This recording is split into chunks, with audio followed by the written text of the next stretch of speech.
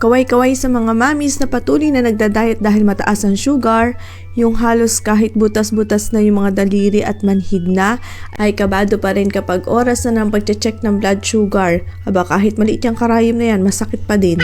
Actually, hindi ko rin naman alam kung bakit tuwing buntis lang tumataas ang blood sugar ko. Hindi naman ako mahilig sa matatamis na pagkain at inumin. Black coffee, green tea at tubig lang naman ang hilig kong inumin. Ito nga po palang ginagamit ko na glucose meter ay pahiram lang sa akin ng ospital. Pero yung strips, needle at alcohol cotton po ay kasama naman po sa bill na binabayaran ko. Bukod nga po sa gestational diabetes, nagkaroon din po ako ng hyperthyroidism. Severe po kasi yung morning sickness ko kaya every 2 weeks may check up po ako sa endocrinologist ko. Ito nga po pala mga needles na nagamit ko ay nilalagay ko po sa bote ng tsaa. Bawal po kasi isama mga medical waste sa mga ordinaryong basura. Dahil nga po may check up ako ngayong araw, dadalhin ko po ito sa ospital at doon ko po itatapon. Hindi naman po lingid sa iba sa atin na isa ang Japan sa may pinakamagandang health system.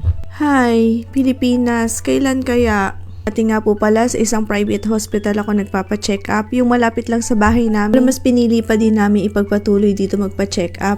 At dito na rin ako manganak sa isang public hospital dito sa Japan. Base kasi sa experience ko dati, nung na-confine at na-operahan ako sa gallstone dito sa public hospital sa Japan, pakiramdam ko para na rin ako na-confine sa isang private hospital.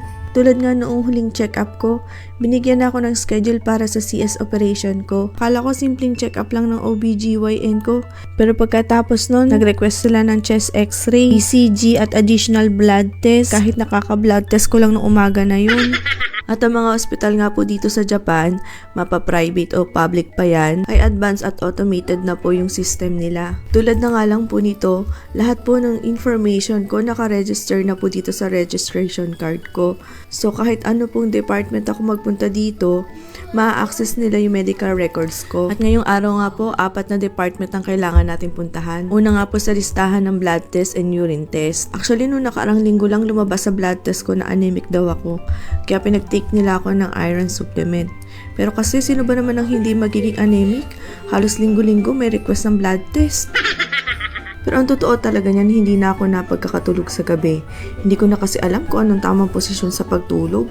Tapos napakadalas ko pang umihi sa gabi.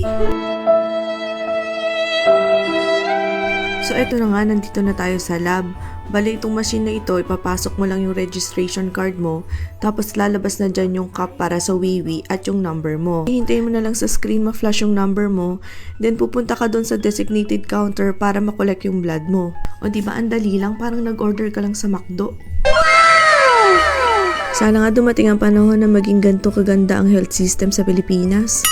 Sana all. At talaga naman lahat ng doktor dito napaka-punctual. Higpit nilang sinusunod ang bawat schedule ng pasyente. May incident nga na naligaw ako ng department na pinuntahan. Noong oras kasi na yon, akala ko midwife interview. Noon pala sa anesthesiology ako may interview. Aba talagang na-page yung pangalan ko sa buong ospital.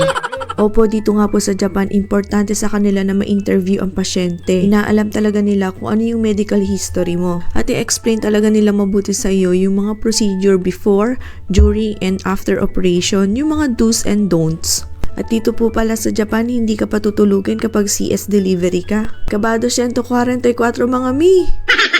Hindi daw kasi maganda ang epekto sa bata kapag tulog kapag inooperahan. At halos 2 hours daw ang operasyon. Abay nung nanganak ako sa Pilipinas, ang pagkakatanda ko, 30 minutes lang ako naoperahan, natutulog pa ako noon. Talaga naman mga mi, napaisip ako. Wrong move yata, wrong move. Umuwi na lang kaya ako ng Pilipinas at yan mga anak. Ang pagkakaalam ko, anemic ako pero nadinig ko yun, talagang na high blood yata ako ko. Shoutout sa OB ko kay Dr. Lim at sa anesthesiology ko kay Dr. Tolentino ng Bernardino Hospital. Thank you po. Ito na po yung batang ipinanganak ko dyan 9 years ago. Sobrang healthy at laging gutom. Dahil nga automated system na dito, wala ka nang makikitang cashier. So dito, automated payment machine na lang tayo magbabayad. Papasok mo na lang yung registration card mo, tapos magre-reflect na dyan kung magkano yung hospital bill mo. Mamimili ka na lang kung anong mode of payment, kung magka-cash ka ba or magka-credit card. Yun na lang muna mga mi, maraming salamat sa inyong panonood. Hanggang sa muli. Jane!